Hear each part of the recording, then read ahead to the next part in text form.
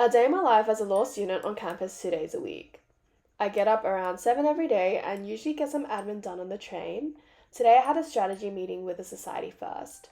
And I usually like to take an earlier train so I can stroll to class, and now I'm heading to my morning legal ethics class at our CBD campus. Here's a little tour and say hello to my friend Asle. We're in class now, and then afterwards we try to figure out how to use the campus coffee machine but failed, so I bought a latte instead, and then heading to our Kensington campus to meet my first year mentees for our weekly session. Right after, I was invited to an event at Wynyard, so taking the light rail there, and then here's some of the catering we had. And then right after, I grabbed some more food for later in the evening because I'm on my way back to campus for my nighttime contracts class.